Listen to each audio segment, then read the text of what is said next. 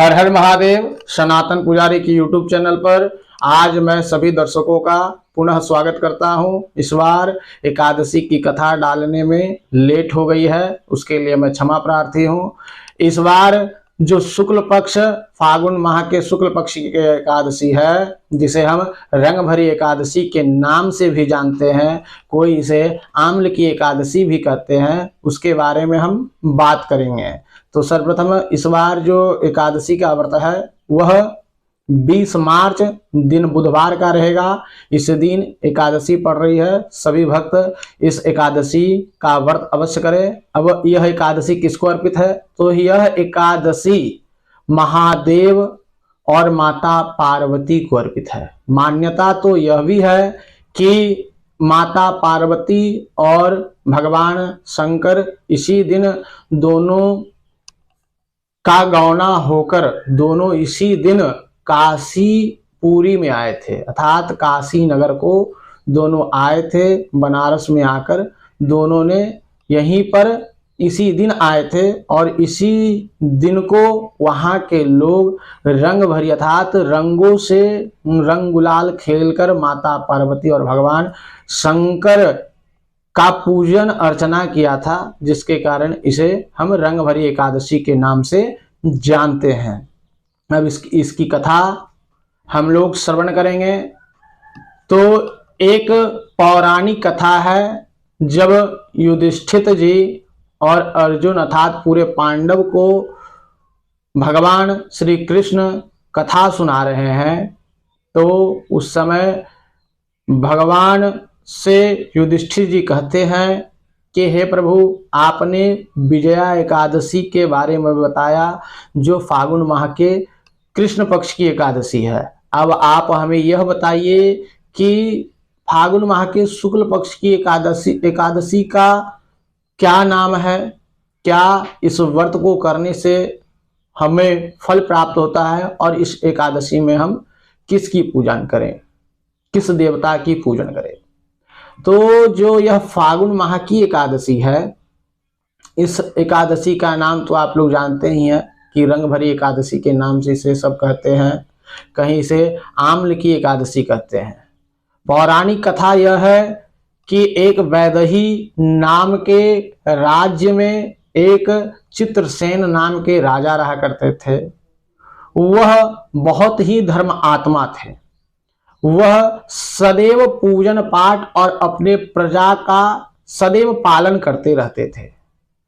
वह एकादशी का व्रत पूरे परिवार सहित नहीं, बल्कि वह पूरे राज्य सहित इस व्रत को करते थे। उनको एकादशी के व्रत में इतनी श्रद्धा थी कि वह पूरे राज्य सहित इस व्रत को करते थे। और खास कर राजा चित्रसेन को आम्ल की एकादशी पर बहुत ज्यादा ही विश्वास, बहुत ज्यादा ही श्रद्धा थी। एक समय फागुन माह ही आया और फागुन माह में वह राजा शिकार खेलने के लिए, पूर्व समय में सभी राजा का शौक होता था शिकार खेलना, तो चित्रसेन राजा भी अपने कुछ सैनिकों के साथ शिकार खेलने के लिए वन में गए। वन में जाते जाते वह बीच वन में पहुंच गए और वहां जाने पर कुछ समय के बाद उन पर जंगली डाकुओं ने प्रहार कर दिया। परंतु उन डाकुओं के प्रहार से वह बच जाते थे, और जब भी वह डाकू उन पर प्रहार करते थे तो वह सब प्रहार उन पर जैसे ही पड़ता, तो शस्त्र जैसे ही वह डाकू उन पर चलाते थे, तो वह सब फूल अर्थात पुष्प की वर्षा बनकर उन पर गिर पड़ती थी। परंतु डाकुओं की संख्या अधिक थी, इसके कारण कुछ क्षण के बाद वह राजा संज्ञाहीन हो गए, मूर्छित हो गए, और जब वह भूमि पर गिर गए उनसे लड़ते हुए, तो जब डाकू उन पर पुनः हमला करने लगे मूर्छित में, तो उनके शरीर से एक दिव्य कन्या निकलती है, माता शक्ति स्वरूप, और वह सब डाकुओं को मार देती है और पुनः राजा के शरीर में प्रवेश कर जाती है। और उसके पश्चात राजा को जब मूर्छा से सचेत होते हैं, तब वह राजा सब डाकुओं को मरा हुआ देखकर आश्चर्यचकित हो जाते हैं। तो उस समय आकाशवाणी होती है कि हे राजन, तू चिंता ना कर, तू जो सोच रहा है कि यह इन सबों को किसने मारा, तो यह तुम्हारी एकादशी का फल है, जिसने तुम्हारी रक्षा की है, जो वैष्णव स्वरूप तुम्हारे शरीर से निकलकर और इन सब डाकुओं को मृत्यु का दंड दिया है। यह कहकर आकाशवाणी खत्म हो जाती है और राजा पुनः अपने राज्य को जाते हैं। उस दिन से वह राजा अपने पूरे राज्य के साथ, राज्यवासियों के साथ पुनः एकादशी का व्रत करने लगते हैं। आम्ल की एकादशी को धूमधाम से मनाने लगते हैं और उसके पश्चात यहाँ सुख पाकर अंत में वह भगवान के विष्णु लोक को चले जाते हैं। यह कथा एकादशी की, आम्ल की एकादशी की कथा है, जिसे रंगभरी एकादशी के रूप में भी हम जानते हैं।